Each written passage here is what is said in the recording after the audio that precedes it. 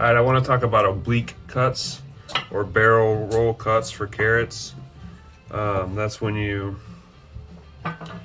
take the carrot and you cut a little triangle off like that, and then you roll the carrot and you cut another one off like that. These are nice because with carrots, they're really skinny at one end and they get really fat at the other end. And so it's difficult to cut a dice, a medium dice or a large dice or a small dice, that there's no good way to get at it. So you can instead cut oblique cuts. And by changing how you're approaching it throughout the course of the thing, throughout the course of the cut, you can come up with pieces that are all about the same size and shape quickly. And you can do ones that are smaller, like this is about the size of a small dice. It's just about the same amount of material as you'd have in a small dice. But it's quicker, especially once you get used to it, it's quicker anyways. And these are all going to be about the same size, so they'll roast at the same speed. And if you want to, you can go with bigger pieces. You do the same technique and you just cut bigger pieces, right? So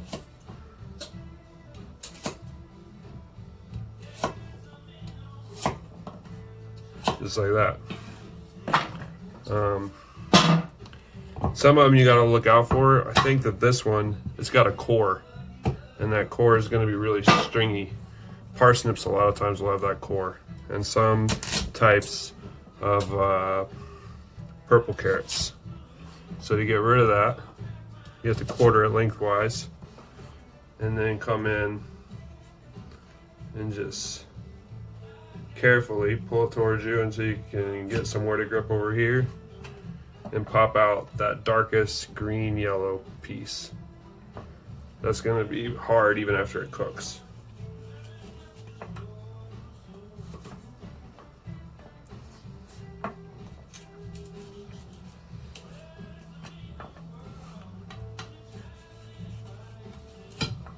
Okay, and then you can just cut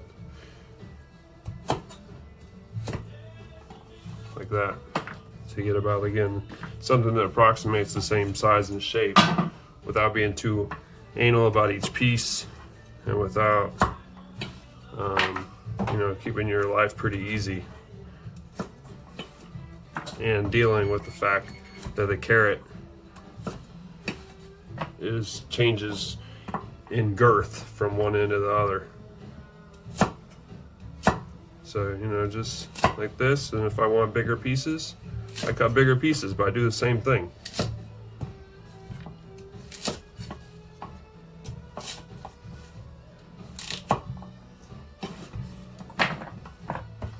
Right now I'm just making a whole bunch of roasted carrots, so I'm not too worried about if they're all the same size and shape. For illustrative purposes, I'll just show you a couple different ways you can do it.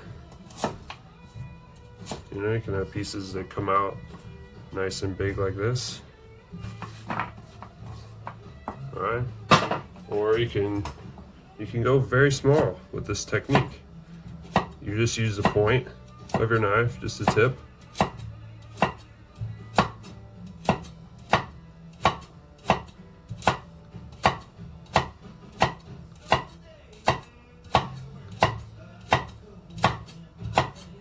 Don't get too caught up in exactly what it looks like.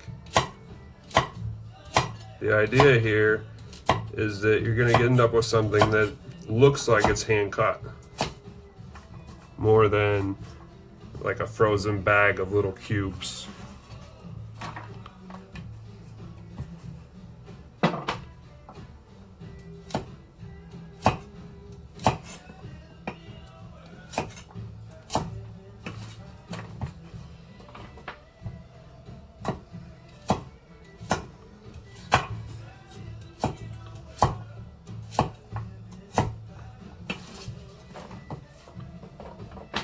Here's another one that's probably gonna have a core.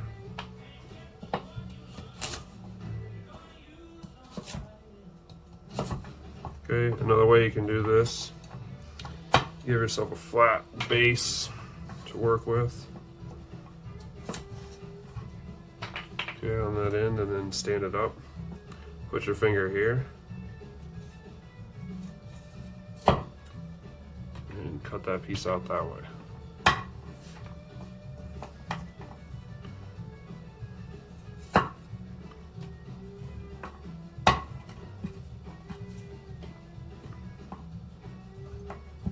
It's just a little thing that if you take the time to cut that piece out now, then later when you're eating, you won't be like, ah, what's that chewy crap in my food?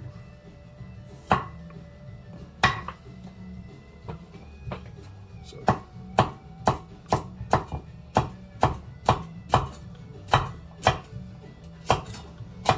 See? Alright, bigger pieces. If you want to go bigger pieces. The point is just whatever you do, make it nice and even. I'm sort of giving you some different options. Don't do all of them mixed up like I'm doing. I'm just showing you how you can do it different ways.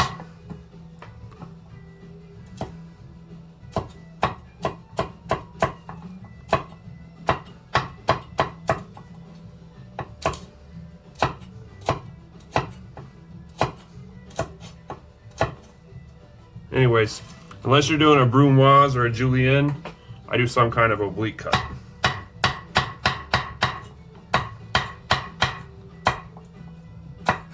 Really skinny julienne or really skinny brunoise is the only time you'll ever see me squaring off carrots. Otherwise, we go just like this.